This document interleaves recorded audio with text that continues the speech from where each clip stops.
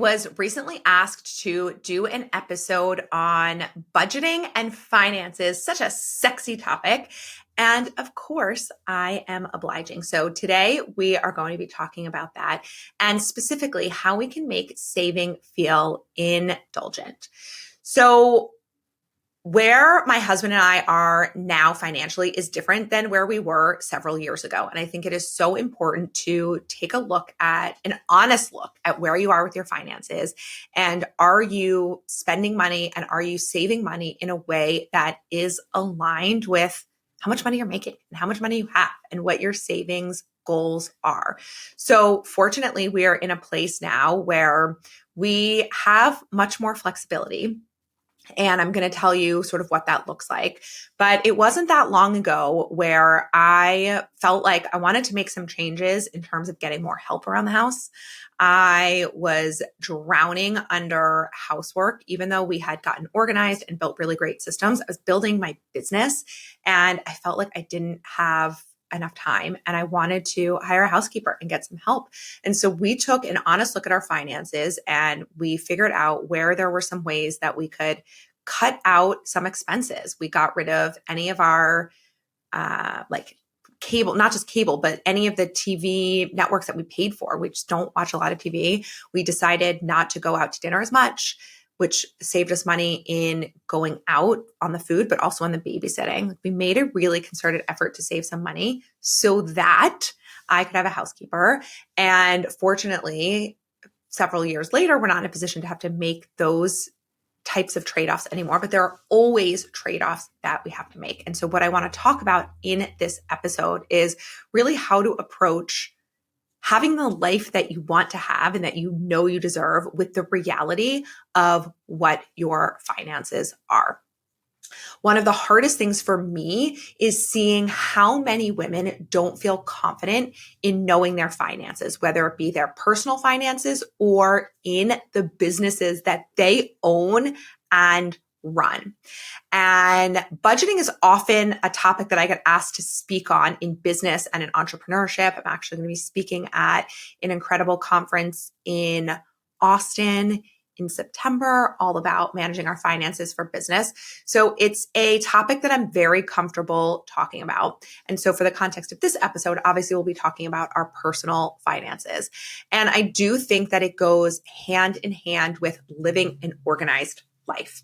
It's another area that we can bring systems to, that we, the more organized we are with our finances, the more freedom it gives us to do what we want. If you're noticing a theme in all the work that I do and everything that I talk about, the more systematized, the more organized, the more freedom. And that is true with our money as well. So in my past life, I worked on Wall Street and I know a thing or two about finances. It is not where my passion lies. Obviously, it lies in organizing and coaching other female entrepreneurs. But I do think that it is so important that we understand our finances and feel empowered to make decisions. So let's talk about it. We're going to be chatting about two key topics today, and they are spending and saving. And I really want to frame this conversation around making the topic of money less stressful and the topic of saving feeling more indulgent as opposed to something that we have to impose upon ourselves now that we're adults. How can we frame it in a way that feels indulgent?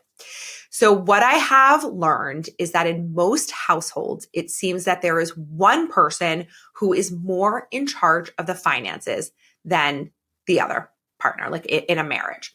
And it's interesting. I think it is pretty split. Sometimes it's in heterosexual relationships. Sometimes it's the men, and sometimes it's the women. And I really haven't found there to be one that's more in the majority than the other. But I see almost across the board that there is one person that takes the lead on running the finances in the household. And oftentimes the other spouse ends up feeling disempowered or unaware and then therefore spending frivolously, it can play out in interesting dynamics.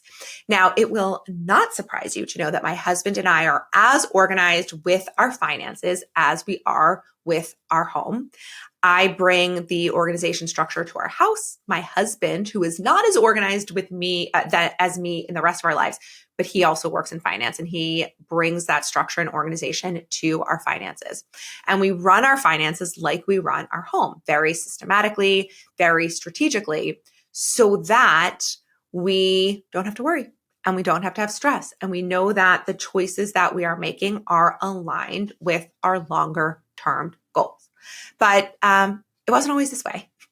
And I had a lot of money stories that I had to work through from my childhood.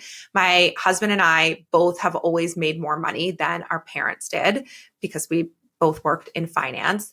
So our money story wasn't necessarily around not having it, but there were lots of control issues in my household around money.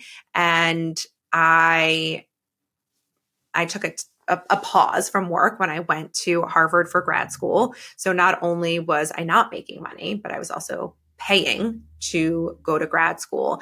And that really brought up a lot of my money issues because for the first time, my husband was supporting me. He was the only one making money and I had saved up a lot of money, but nevertheless, I, for the time that I was in grad school, was not earning any money. And while it was so hard, it forced us, not allowed us, but it really forced us to confront the dynamic in our relationship around money.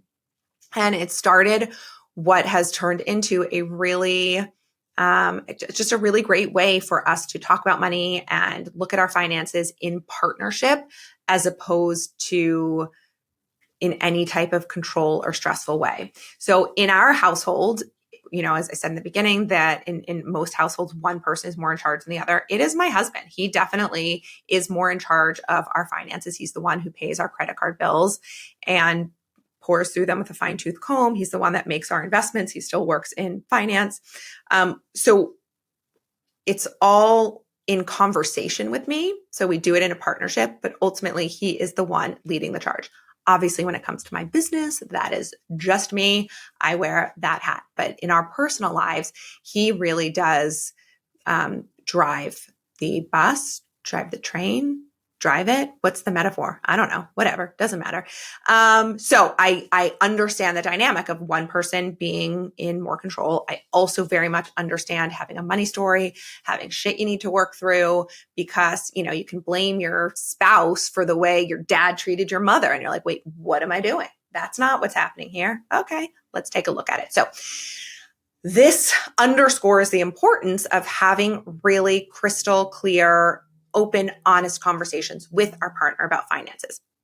And I think for a lot of women who are not the ones in control of their finances, the conversation can feel very disempowering. It can feel intimidating. It can be like, I don't even know what I would do anyway, even if I was in charge. Or some women I know are in charge and they feel like, oh my gosh, it's like a crushing pressure because they weren't really educated well in what they should even, how they should even be approaching their finances. So obviously, I'm not going to give you like a finance class here, but I am going to talk to you about how my hubby and I approach our finances in a way that feels doable. It feels aligned with our goals. And I'm not going to say fun, but just takes the stress out of it. So no matter how much money you make, you have to be very clear on two things: how much money you have and what your spending and savings goals are. So you can be making not a lot of money. You can be making a shit ton of money.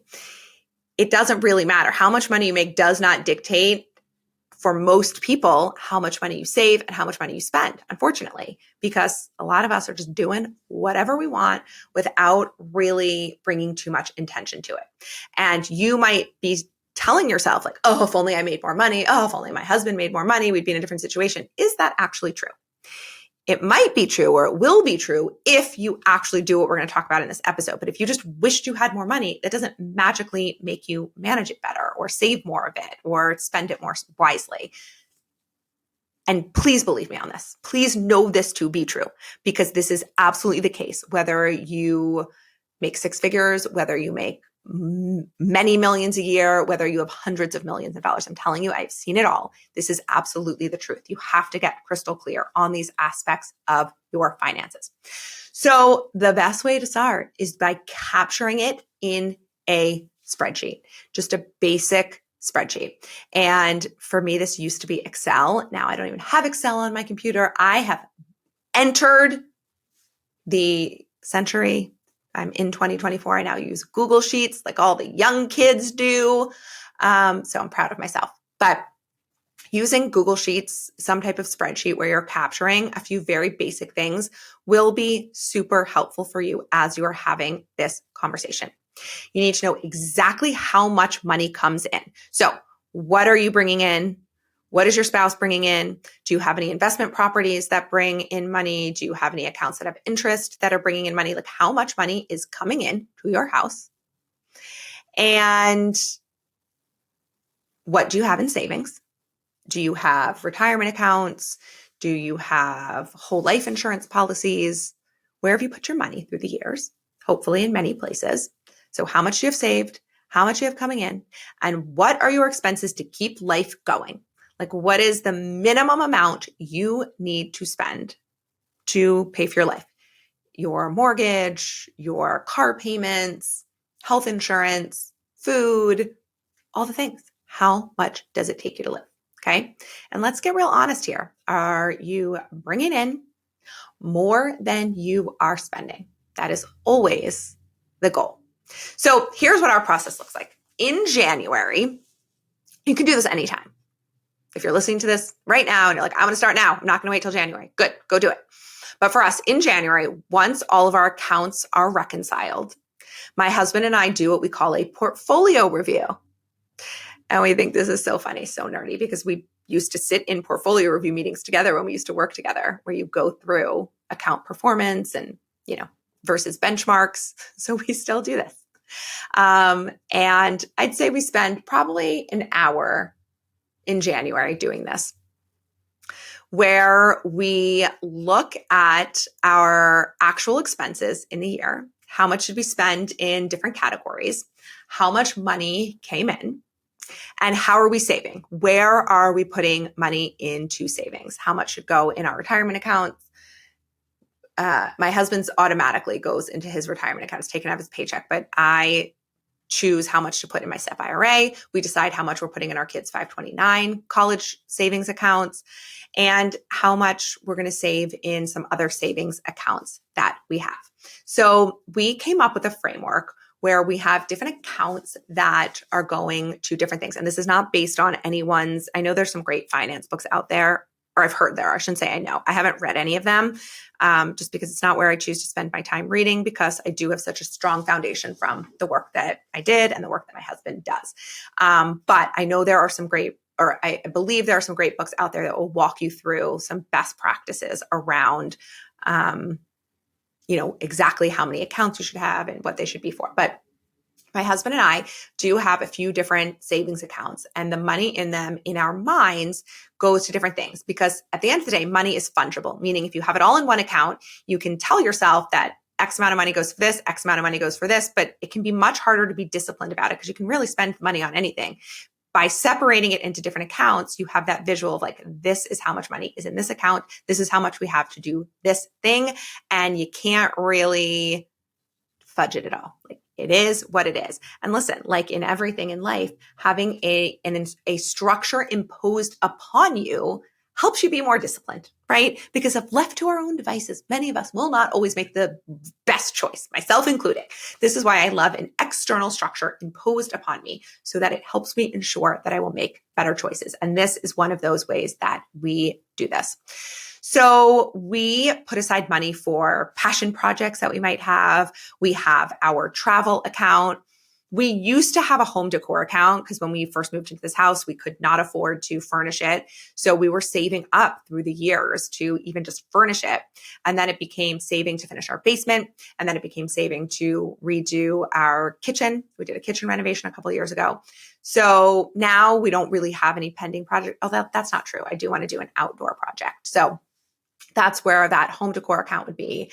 And then more practical things, like we don't have a separate account for home repairs or tech gadgets, but we do have line items in our budget so that if one of our phone breaks or a computer breaks and we have to go buy something, we've already got money bucketed aside for that. So it's not like, oh my gosh, now we have to go spend X amount of money on this thing. It's like, okay, all right, we're cool. We have the money set aside for it. So I would encourage you to spend some time maybe doing a little math, whipping out your calculator and determine how much you spend on everything in an average year. And then what type of buffer would you like to have? So like we're not buying new tech gadgets every year. We're not particularly techie, but obviously we run our lives on technology. So if we need something, we don't want to be in a position where we even have to think about it. So where are you spending money on a regular basis? And where would you like to have a bit more of a buffer? And list it out. And don't get too specific here. I think broad categories are helpful, but really think about it. The goal is to get super clear and super intentional on what you have, what you spend, and what you want. Right? So what you have, the money coming in and the money you have in savings, what you spend. So what do you need to spend to keep going? And what do you want? Like, what is the big goal there? If you did have all of this money coming in that you dream of, what would you want to spend the money on? So imagine how good it feels to reframe saving from instead of feeling like you're depriving yourself by not hitting purchase every time you want something, you switch the narrative and instead think about saving to buy the things you really want or to save up for a huge house project or for an amazing trip you want to take. If you haven't listened to episode, I believe it's 21 of mine where I talk about shopping habits, after you finish this one, go listen to it because I do talk about how we can curb our shopping a little bit to have more money. Everything goes hand in hand. It is super empowering to know what you have and where it's going. And when we are super intentional about what we're spending our money on and what we are saving, we can really think about building this life that we want. Whereas when we are so in the moment and just doing and spending, all of the sudden, we are giving away our power and we're giving away our control to our daily whims versus having a plan and building back in that intention of what we really want to do with our money and with our lives. This really is another way to take control of your life and of being an adult. And yes, this feels like a very responsible way to be an adult, but it also feels really fun. By saving in the moment, we are gifting ourselves something extravagant in the future. And it is very easy to be in a scarcity mindset when we are talking about this. So we end up buying and shopping unconsciously to the point where we're not even enjoying the money that we're spending. And this is what that past episode was about. But what if we actually saved up and bought the things we love and that we want to keep forever instead of buying things that we need to purge one day or buying these things day to day and then not having the money to do the bigger projects? I want you to love spending money in a way that fills you up and feels really good. And the way we do that is by being intentional about it and knowing how much money we have. And like I shared at the beginning of this episode, there was a period where we had to make some cuts to be able to bring some other things in our lives that we wanted to. And when we went through that process, we started thinking about all the areas that we could make cuts and then what else we would be able to make room for. So rather than thinking about those cuts as deprivation, it's like, okay, what are we going to be able to do when we make these cuts? And then when we started making more money, I mean, we did get Netflix, but we still don't have like HBO or like a ton of these channels that you pay for. We still try to be super intentional about what we spend money on, because if you all of a sudden are making more money and then you all of a sudden are spending all of that money in all the areas, you're going to be in the exact same position you were in when you weren't making as much money. Whereas if you create this structure and this intentionality, the more money you make and the more you then save in these bigger areas that feel really fun, the more of those big projects you'll get to do, the more of the big trips you'll get to take, the more life you'll get to live that feels really, really fun and full, instead of just the more day-to-day stuff that you're spending your money on. So if we can reframe this whole conversation around building a life that we really like, about being in great conversation with our partner, about understanding how much money's come in, how much we have, how much money goes out, and then looking at like, where could we make some shifts and where would we really like to have more indulgence? Like, maybe you're listening to this and you're like, I would love to be able to go out to eat once a week. That for me would feel like a really fun place to spend our money. It's not a place I want to save. Okay, amazing. I would love that for you. So where else might you need to, I don't know, buy a few less things on Amazon in a given week, right? I know we all are purchasing things on Amazon weekly, if not daily. Like, where could you purchase a fewer things in a given week and take that money to go out to eat? It really feels almost like a game, right? If we can gamify our spending and if we can gamify our savings, all of a sudden we're building a life where we've got this big buffer, where we're not spending money on crap that we don't want and don't need, and we're really spending it on the things that build this beautiful life. So I hope you're starting to see how all of this works together, and that, our approaching our finances in a systemized way is not dissimilar from approaching our houses in a systematized way, and that it all works together to help us create this beautiful life. And that, yes, the more systems we have, in some ways, the more controlled we are, but then also the more freedom it gives us, right? You can see how these systems and this control gives you so much more freedom to then do what you want, because you're not spending your time and your energy on the things that you don't really want, that you're just like unconsciously doing. All right, getting a little philosophical here. I know we want the tangible tips. So I want you to love spending money in a way that fills you up and feels good. But remember this, one of the best ways to feel like you have more money is to spend less of it. You might say, I want to make more money. And you might think of some creative ways to do that. Maybe you're going to buy an investment property that will bring you rental income. Maybe you're going to get a raise. Maybe you're going to take on more clients. I want you to do all of that. But the one way that you can have more money today, this week, this month, is to spend less of it. If you spend less money than you are right now, even if you're making the exact same amount of money, you'll have more money.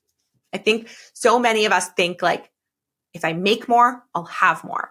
And first of all, I've already demystified that. It's not true, because if you have more, if you make more, you'll probably spend more, so you won't have more. Okay. And unless you bring intentionality to it.